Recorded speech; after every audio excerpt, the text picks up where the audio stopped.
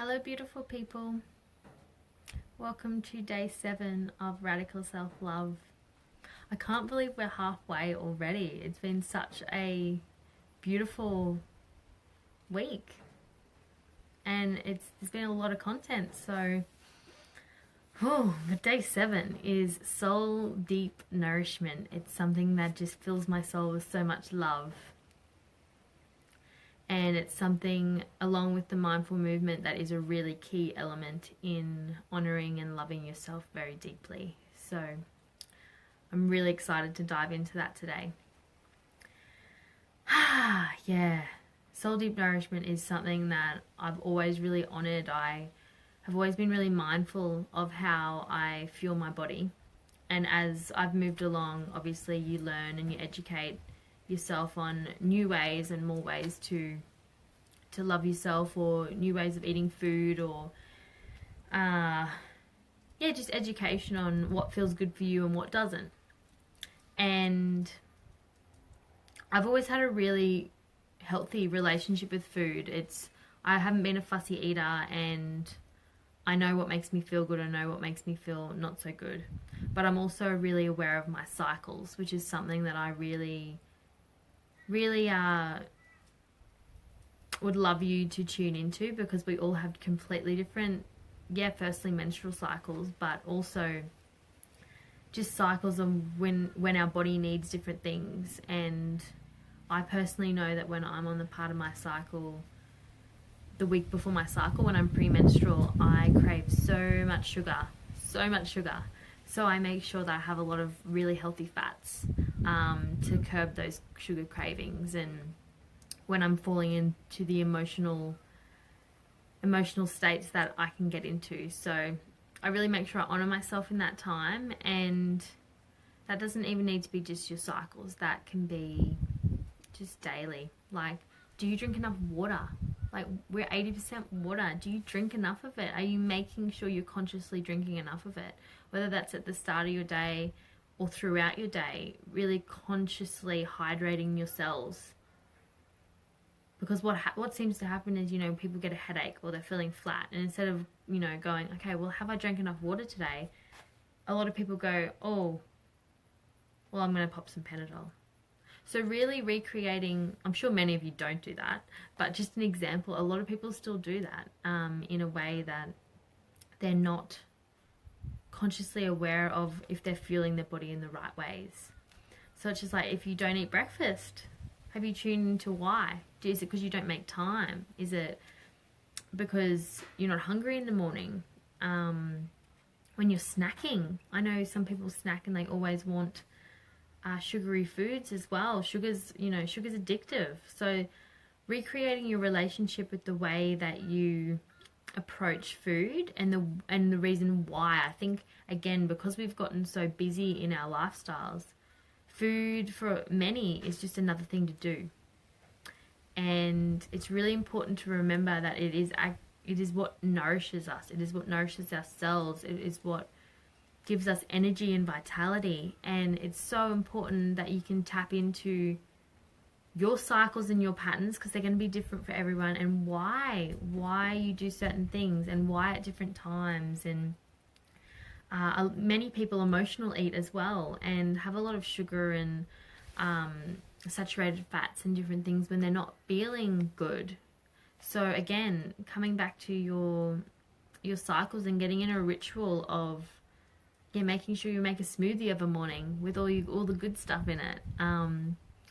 I found one of the most powerful healing supports I've created in my life is medicinal teas. So making turmeric lattes or beetroot lattes or mermaid lattes or chai lattes, whatever it may be, with your spices and your herbs, and having them on either a nut milk or a coconut milk, but adding things like mushrooms. So your Superfeast is a brand that I use a lot, so you can look them up.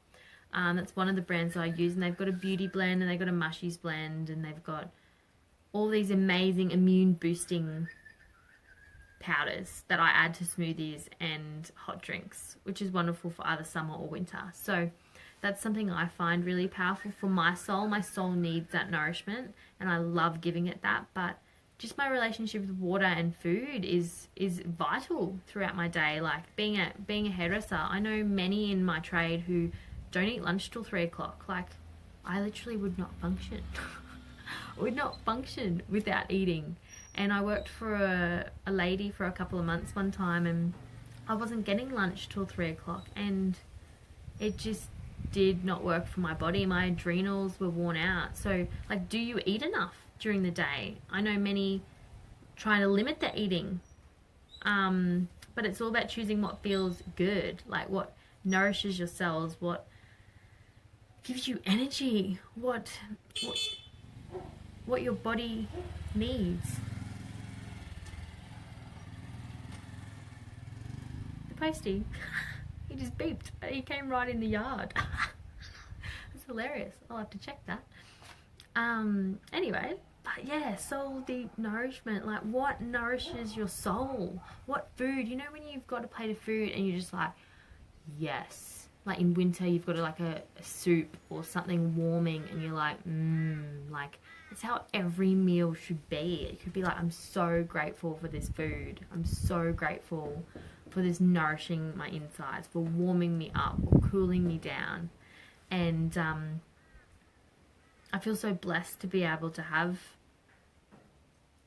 food for starters, but I love blessing my food. I love thanking it and giving it gratitude for nourishing my cells and my body. It really changes your relationship to food. And the other thing that I like to bring into this is, again, in all of our lives, we're so busy that we eat quickly instead of mindfully eating. So really tasting the food, really sipping on your cup of tea and really tasting it. Got all these bushes out here, and one day I thought I seen a snake, but I think it was a lizard, but I'm not sure. So there's some rustling. Anyway, that's not going to nourish my soul if it's a snake. But yeah, really becoming mindful again and attuning into what makes your body feel good and what doesn't. So if you eat something and you're feeling really flat after it, really take note of what you ate, and then the next time you eat it, watch again how you feel. And that's the same with any type of food. You know, you might eat some food and you feel really good. Watch how your body reacts to coffee. You know, it wears off some people after a while. They don't get that kick out of it. So really tune into what food just fills your cup up and what nourishes you so deeply. And it's really amazing how that can transform the mindfulness and your attunement and the vibration of the food that comes into your body. So if you can source local produce, even better, because it's in your area, and it hasn't traveled far, which is really, really amazing. But even if you can get fresh produce, we've got seasonal markets here. Instead of going to your big brand supermarkets, go to them.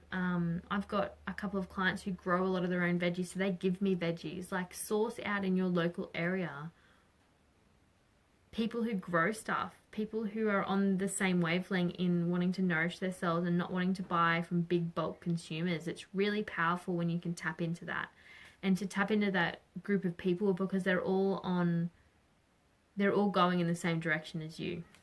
So if you don't already do that, that's a really powerful thing to do. And just connecting with like-minded people. Go to your local health food store and get some different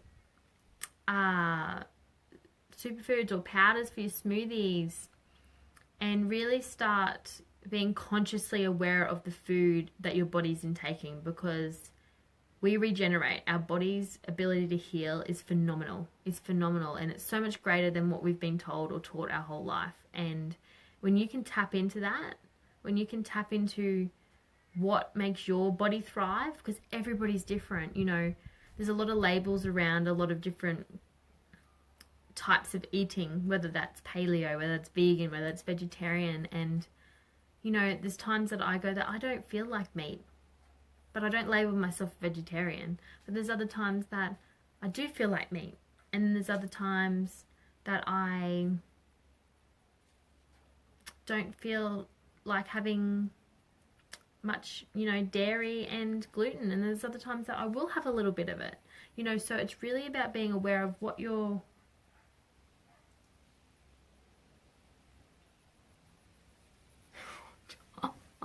body reacts. I don't know what's in this garden, my goodness. Anyway, let's get this video cruising. Oh, it's massive. I know, it's just a little lizard, but it's a massive lizard. Makes a lot of noise in the bushes. Freaks me out. Anyway, but really tune into, let me just breathe. Really tune into what makes you feel good. What types of food, and if it changes, that's okay. Don't label it. Just eat what feels good for you. Like, eat with the seasons. Eat with the seasons. Eat the fruit and the veggies that are in season. Get it from the ground. Get it from the earth.